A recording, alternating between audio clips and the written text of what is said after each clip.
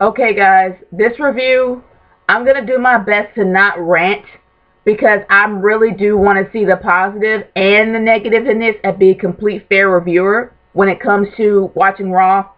So here's what I'm going to say about this. I'm going to go into the pluses. There was nothing wrong with their in-ring abilities. There was nothing wrong with their chemistry of each wrestler. There was nothing wrong with what they do in the ring. They do make mistakes. You're gonna botch. It's a human error. There's no point of even saying that the match was terrible because honestly, it's a human error. Unless they were completely lazy and didn't even want to get in the ring. That's a different story. But, and honestly, with the whole WWE app thing, I will say that their chosen vote for the whole WWE app, what you would actually name the champion, I think was absolutely great. Even though my choice did not win, it was actually tied with the Undisputed WWE.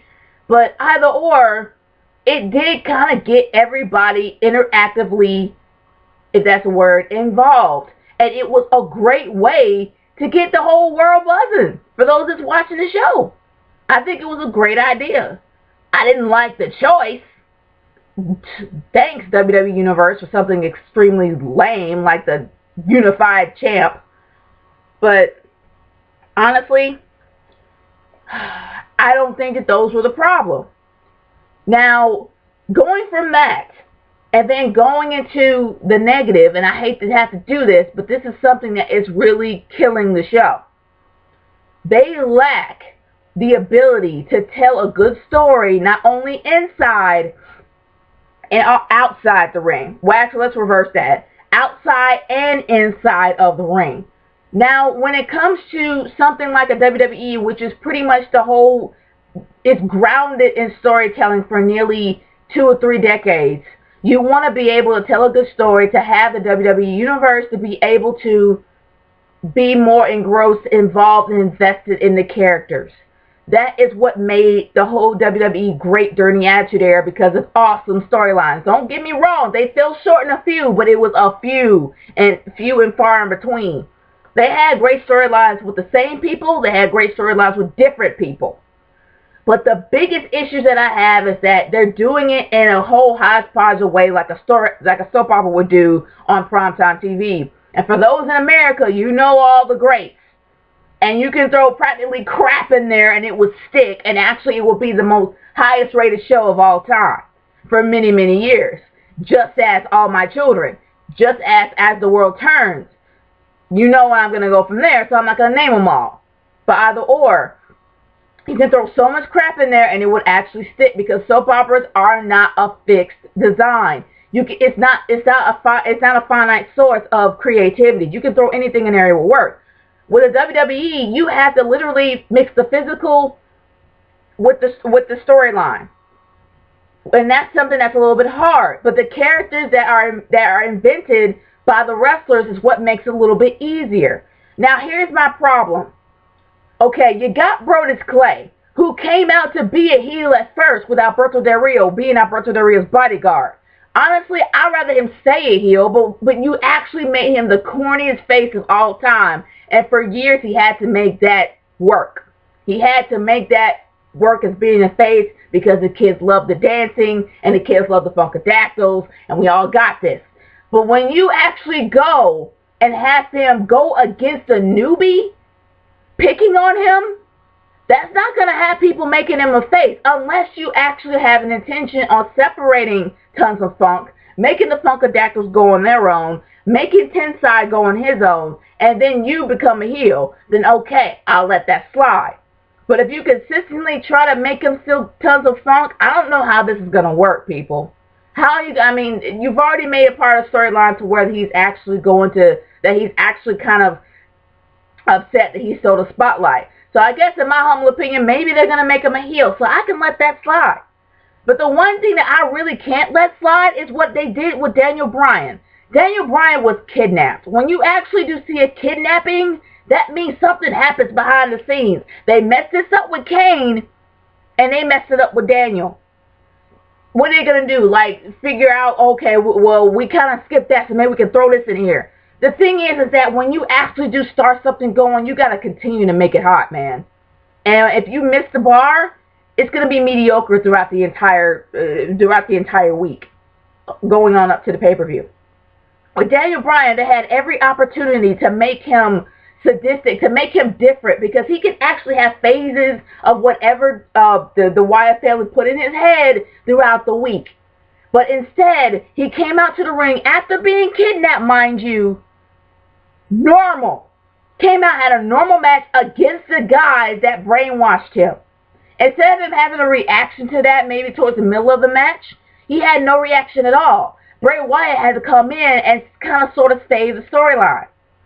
Because he kind of started on SmackDown. I did not watch SmackDown. I did not review SmackDown because I was with my family. But regardless of that, when I saw the clip, Bray Wyatt had to literally continue the storyline. When they actually took him out on Raw, Bray Wyatt said, I'm going to take him in. He came in a hero. I'm going to make him a monster. He's going to come out a monster. That is pretty much a great turning point of that whole storyline. He started the storyline. He started the heat going into it. Now it's actually your job to make that fire continue. And that's what they were supposed to do. But what happened? Daniel Bryan came out normal. Had fought against the guys that were supposed to brainwash him. Not even involving Brie Bella, when we all know that she is his fiance. You could have done something to make this more interesting. But it really fell flat. And also with the Divas match. My goodness, what are you doing? Natalya versus AJ could have been one of the greatest feuds that we have had so far since AJ and Caitlyn. And what I mean by that is we all know that Natalya trained AJ. You could have done you could have done the teacher versus the student. You could have done something like that. You could have built up a few going into the Divas match instead of just throwing it in there and seeing if it sticks. You did enough with the Total Divas and Total Divas versus Real Divas, which is something that you really fell short on, WWE. Really fell short on. Could have really been a great feud. But somehow that fell flat. And now you're going to throw Natty in there with AJ. So a feud that could have been great, but it doesn't even have a storyline.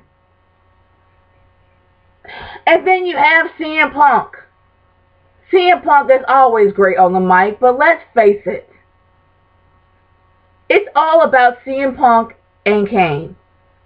In my opinion, that's how it should be. It shouldn't be the Shield versus CM Punk, because the Shield has lost so much momentum in the last few months because their storylines have kept changing to where they had a voice and they end up not having a voice for 4 months.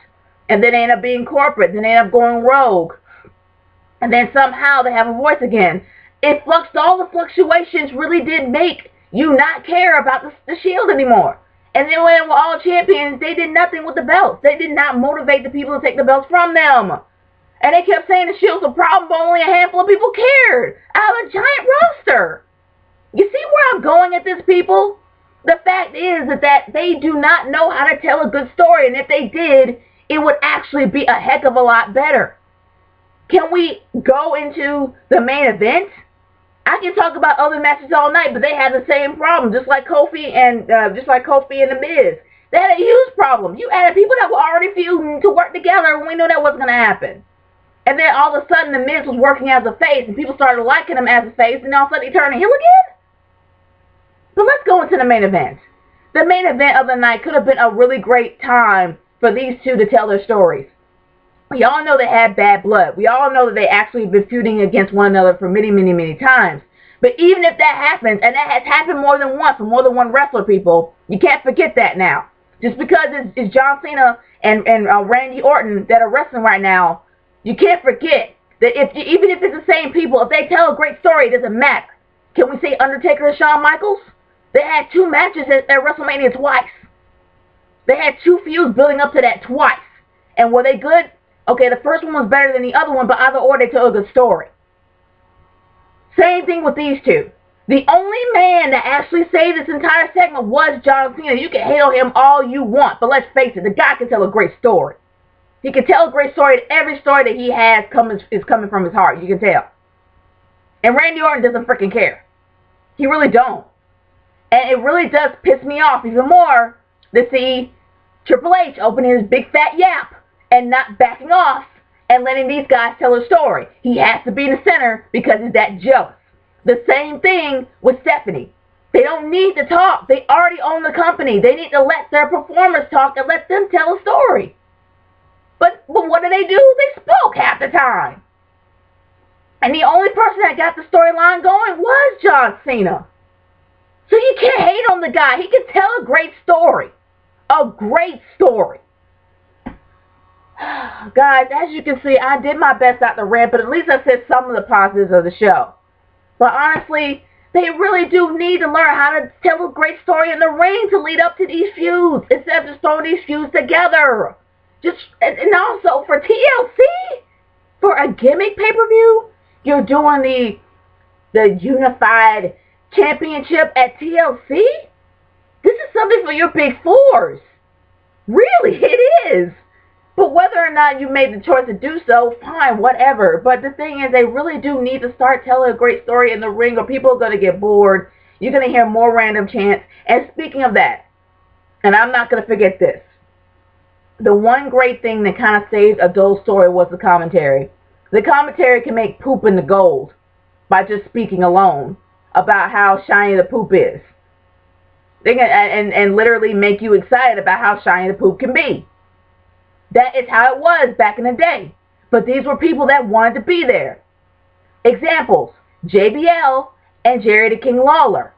I'm not going to hate on the King because of that match at WrestleMania 27. I ain't going to go there. But I am going to say this. Jerry the King Lawler doesn't know where he is half the time. He doesn't know where he's at. He doesn't know what to say. I don't know whether or not because he's tired or for the fact because he went through a lot of things physically. And it just feels like that he doesn't need to be there. Because the man really does need to rest. And I'm not saying this because he's old. I'm saying this because he really did go through a lot of physical stuff. He had a freaking heart attack. And honestly, it really does seem like he just don't want to be there anymore. He's quiet half the time. And can we say someone who really doesn't want to be there? JBL. Because JBL can't decide whether or not he wants to be a heel or a face. And even so, he rambles on about gobbledygook that makes no freaking sense. Seriously. Nothing that comes out of that man's mouth makes sense half the time. It's either something that is complete hodgepodge or something that actually does have merit, but he somehow messes that up. It's a given that he'd rather be climbing the Alps somewhere for charity. Or he'd rather be sitting on his piles of money that he's making pretty much every single day. He don't need to be there. He got enough money to where he'll be alright. The King's probably there out of sheer honor and loyalty to the company. But let's face it, JBL has none of that. I would rather see William Regal and A-Rod take their place. And I'd rather see A-Rod on SmackDown with Michael Cole. Because Michael Cole's the only one that wants to be there. The only freaking one, people. And yeah, I can get on what they did about Wade Barrett. And honestly, I will say this. Instead of him making keeping him a bare-knuckle character and trying to work with that, they made him a smart character. They made him a smart heel like they did with Damien Sandow. Just because Damien Sandow make his character work don't mean that he can make his character work too. But hey, he's getting some heel heat.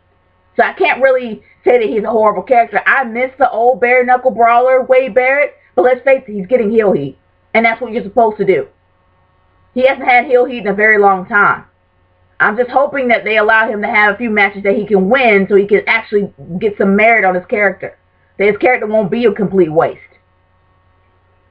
But honestly, guys, my overall thought is this.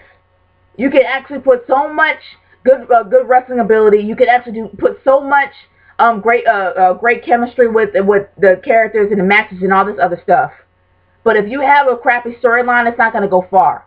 And that is what was really lacking in WWE and what was really lacking on Raw tonight.